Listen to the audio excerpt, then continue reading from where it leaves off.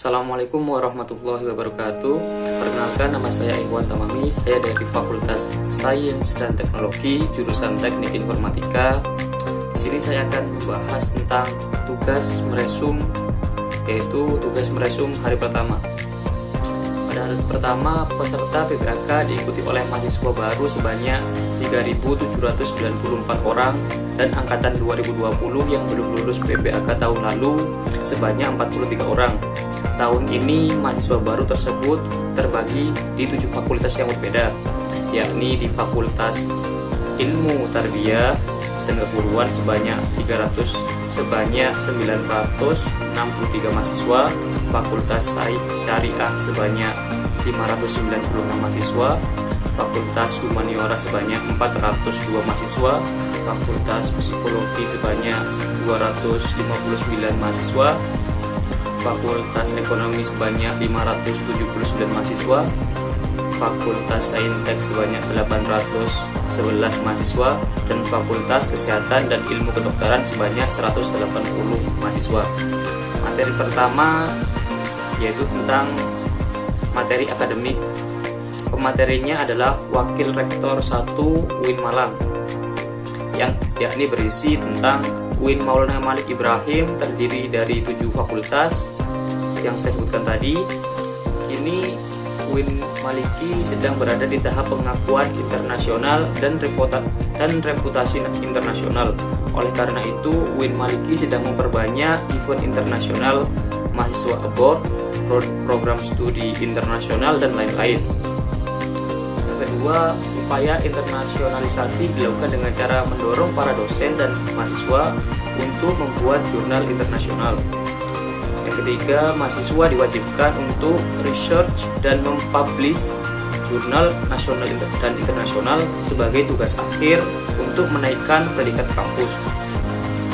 Yang selanjutnya, UIN Malang memadukan pengetahuan umum dan agama untuk membentuk karakter melalui Ma'had Al-Jami'ah selama 1 tahun.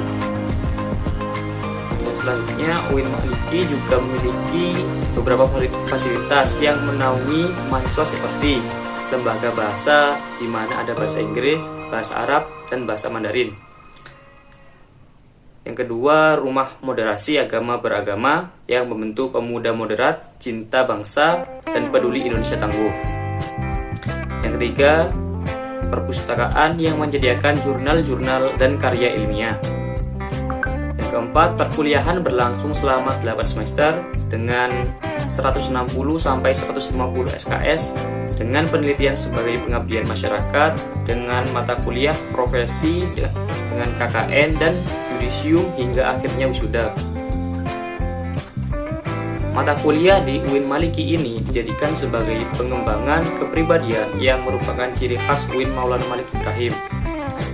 Mata perkuliahan terdiri dari mata kuliah dasar, agama, bahasa, filsafat, dengan mata kuliah fakultas yang membedakan antar fakultas dan matkul program studi yang membedakan antar prodi. Pada tahun 2021, pembelajaran dilakukan secara daring melalui platform Zoom dan Google Meet dan e-learning. Kemudian untuk sistem siakatnya, mahasiswa baru semester 1 akan dipaketkan, sedangkan semester 2 sampai seterusnya diambil secara mandiri dengan berkonsultasi dengan DBA atau dosen penasihat akademik. Yang selanjutnya yaitu perkuliahan dimulai pada tanggal 6 September sampai Desember 2021 dengan melalui UTS dan UAS. Setelah UAS berpengaruh terhadap SKS, semakin kecil IPK, semakin sedikit, semakin besar maka akan semakin banyak alias cepat lulus. Yang terakhir yaitu mahasiswa UIN Maliki diharapkan aktif dan dapat menjadi manusia yang bermanfaat. Materi kedua yaitu diisi oleh pemateri Dr. Haji Ahmad Fathah Yasin, MAG, yang berisi "Kita adalah the best human material", kata beliau seperti itu. Yang kedua, mahasiswa baru harus mengupayakan diri baik secara mental, spiritual dalam mengikuti perkuliahan di UIN Malang. Kata beliau juga, orang yang memiliki mental spiritual memiliki 3 indikator, yaitu yang pertama, berpikir ilmiah. Maksudnya di sini mahasiswa baru harus melandasi pikiran dengan pengetahuan umum dan agama. Yang kedua, berperilaku islami dengan cara tampil dengan style yang khas UIN Malang, yakni berpakaian islami dan tidak berambut gondrong serta berbicara sopan. Yang ketiga, menjadi mahasiswa yang kreatif dan terampil dalam bermasyarakat. Beliau juga menyebutkan tentang UKM, yakni wadah untuk memenuhi bakat mahasiswa. Terus beliau menyampaikan jika akan lulus, mahasiswa dituntut untuk mengumpulkan SKKM, yaitu Satuan Kredit Kegiatan Mahasiswa, yang akan dikeluarkan atau dituangkan di SKPII, yakni Surat Keterangan Pendamping Jasa. Hal ini dari kegiatan non akademik dan dengan skor minimalnya itu 250 poin. Janganlah menjadi mahasiswa yang sekedar kuliah lalu pulang, namun jadilah mahasiswa yang aktif dan berorganisasi. Yang selanjutnya, kampus menyediakan beasiswa berupa prestasi akademik maupun prestasi non akademik. Lalu jika ingin menyampaikan aspirasi mahasiswa, bisa menyampaikan melalui SEMA atau DEMA atau HBMS atau HMJ. UIN Maliki juga memiliki akselerasi, jadi saat semester 7 diperbolehkan mengambil S2 namun dengan syarat dan seleksi yang cukup ketat. Lulusan UIN Malang tidak hanya sekedar menjadi ustadz atau ahli agama, tetapi juga bisa menjadi lainnya. Kita harus bangga menjadi mahasiswa UIN karena di universitas ini kita tidak hanya diajarkan ilmu pengetahuan saja, namun kita juga diajarkan tentang ilmu agama. Kini Indonesia masih pandemi, kini Kota Malang levelnya sudah turun level dari level 4 menjadi level 3, yakni vaksinasi terus digalakkan, maka hal ini akan segera membentuk herd immunity yang akan segera menyelesaikan masalah corona ini. Masuk dalam resum hari kedua, yakni tentang materi tentang DEMA atau Dewan Eksekutif Mahasiswa, dengan ketua yakni Farhan Adi Murasadi jurusan Farmasi, wakilnya Ahmad Fawaid jurusan Psikologi. DEMA merupakan organisasi intrakampus atau OMIK yang merupakan lembaga eksekutif di level universitas. Fungsi DEMA antara lain sebagai pelaksana program organisasi kemahasiswaan. Yang kedua, sebagai lembaga yang mengkoordinasikan, menginstruksikan pelaksanaan kegiatan kemahasiswaan di tingkat universitas. Tugas DEMA yang pertama, melaksanakan program kerja organisasi yang sudah disepakati oleh Senat Mahasiswa atau SEMA. Yang kedua, mengkomunikasikan dan menginformasikan kegiatan kemahasiswaan di tingkat universitas. Yang ketiga, melaksanakan koordinasi dan sinkronisasi kegiatan kemahasiswaan. Materi kedua yaitu tentang SEMA atau Senat Mahasiswa, dengan ketua yakni Muhammad Adi Faroni. SEMA merupakan organisasi mahasiswa UIN Malang yang berperan sebagai lembaga legislatif yang mengkoordinasi DEMA, UKM, dan HMJ. Fungsi SEMA antara lain advokasi, yakni jika para mahasiswa mempunyai kendala atau masalah di siakat atau di pembayaran UKT, itu bisa melalui SEMA. Yang kedua, fungsinya yaitu legislasi.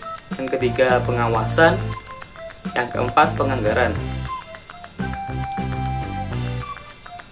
Di sini SEMA tugasnya bisa membantu mahasiswa dalam segala masalah untuk disampaikan kepada pihak terkait. Tugas SEMA ini mengawasi dan mengontrol DEMA. Yang kedua, memberikan persetujuan setiap kegiatan yang akan dilaksanakan oleh DEMA universitas.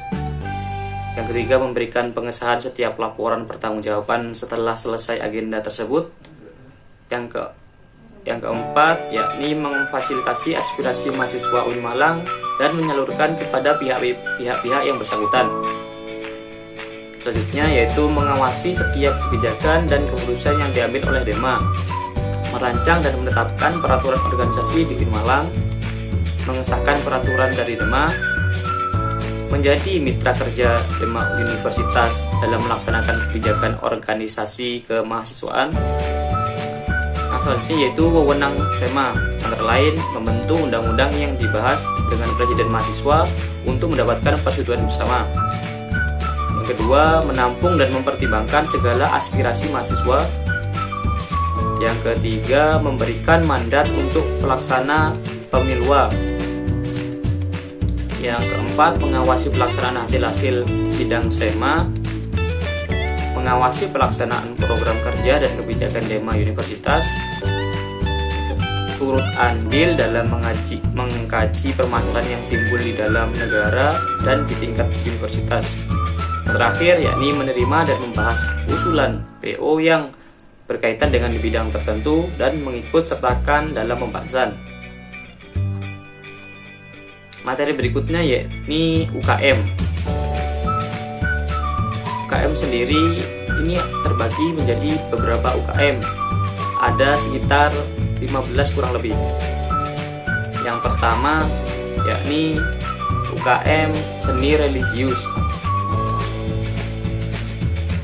UKM 1 ini akan mewadahi penyaluran dan pengembangan minat bakat kamu dalam hal seni religi seperti seni gambus, sholawat, qasidah, kaligrafi, dan qiraah.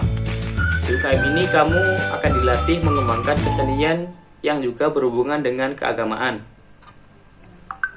Yang kedua yakni Korps Sukarela Palang Merah Indonesia. Bagi kalian yang suka bidang kesehatan, kepalang merahan, dan kemanusiaan, kamu tidak salah kalau ingin bergabung dengan UKM 1 ini. Anggota UKM ini akan dilatih dasar-dasar kesehatan untuk digunakan sebagai bentuk kepedulian kepada sesama manusia.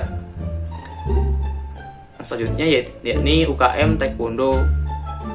UKM Taekwondo Indonesia Kampus UIN Malang bagi yang ingin meningkatkan latihan fisik, mental, spiritual, dan akal. Taekwondo ini akan menggelar latihan rutin, sering berpartisipasi dalam event atau kejuaraan juga. Yang berikutnya yakni UKM Simfoni FM. Yang selanjutnya yakni UKM LKPM 2M atau Lembaga Kajian Penelitian dan Pengembangan Mahasiswa. UKM ini akan meningkatkan kualitas intelektual kamu dengan mengembangkan kemampuan dalam hal kajian dan meneliti masalah keagamaan. Yang selanjutnya yakni UKM Kopma Padang Bulan atau Koperasi Mahasiswa. Ini memiliki unit usaha minimarket dan unit fotokopi yang bisa menjadi tempat latihan kamu untuk terjun langsung dalam hal manajemen dan langsung dalam hal berdagang. Yang selanjutnya yakni UKM UAPM Inovasi. Bagi kalian yang suka menulis sebuah berita atau apapun yang berhubungan dengan tulis menulis, ini merupakan UKM yang cocok buat kamu. Di sini kamu tidak hanya dilatih jika jiwa jurnalistik, tapi juga kemampuan desain, grafis, fotografi, penguatan, dan wacana teoritis. Yang selanjutnya yakni UKM Junior. Di UKM ini kamu akan mendapatkan ilmu olahraga melalui praktek langsung seperti latihan, sparring partner, dan turnamen. Di antaranya yakni sepak bola, bola voli, bola basket, bulu tangkis, sepak takraw, tenis meja, dan catur. Yang selanjutnya yakni UKM Komus. UKM Komus adalah tempat bagi kalian yang ingin mengembangkan jiwa bermusik kalian. Di sini kalian akan ikut kayak band-band gitu. Yang selanjutnya yakni Satuan Resimen Mahasiswa.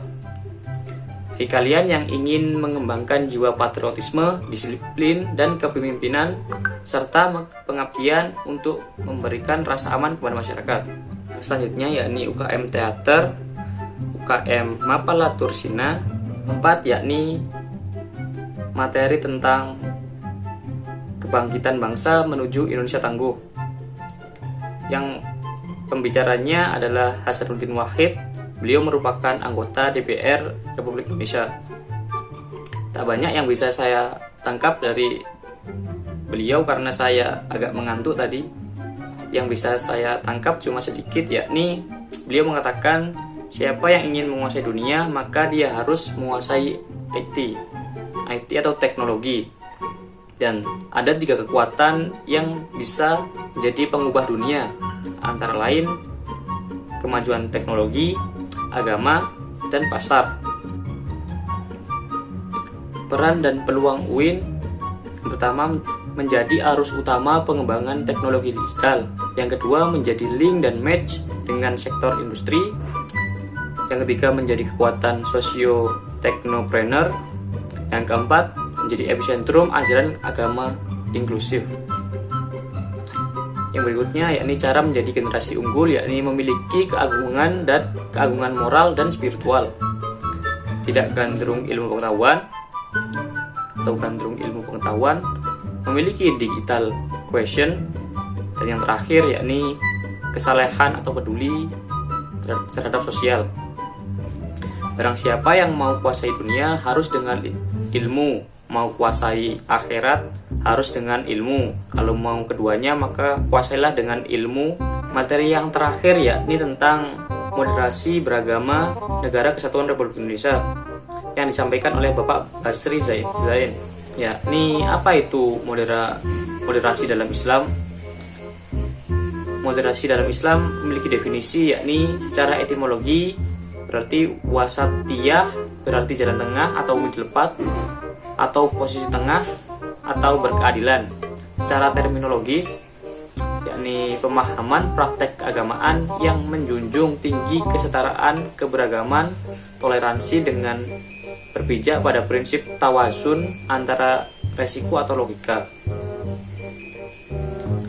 Yang berikutnya yakni dasar teologis, yakni Al-Quran surat Al-Baqarah ayat 143 dan beberapa hadis dalam Sahih Bukhari. Kenapa moderasi penting di Indonesia? Yang pertama, karakter Islam sebagai agama rahmatan lil alamin yang menjunjung tinggi keadaan Islam dan harmoni baik inter dan maupun antar pemeluk agama. Yang kedua, tentang historitas Islam di Indonesia. Yang ketiga, karakter masyarakat Indonesia yang lekat dengan kesatuan dan harmoni. Yang terakhir yakni ideologi bangsa yakni Pancasila dan moto Bhinneka Tunggal Ika. Isu-isu politik yang terkait dengan Timur Tengah dan politik global, baik secara langsung atau tidak, dapat mempengaruhi pemahaman dan sikap keberagamaan masyarakat Indonesia, serta mengganggu agenda moderasi Islam seperti konflik Palestina versus Israel, aliansi politik Arab sampai Amerika, oil, dan yang terakhir politik despotism and hypocrisy. Yang terakhir yakni peran mahasiswa UIN Malang. Yang pertama, mahasiswa harus memerankan diri sebagai agent of change dalam menguatkan dan mendesimilasi agenda moderasi. Yang kedua, mahasiswa harus mengedepankan kepentingan kebangsaan dan keagamaan yang sesuai dengan prinsip moderasi. Yang terakhir yakni mahasiswa UIN harus cerdas, akademik, religius, dan berkebinekaan. Sekian dari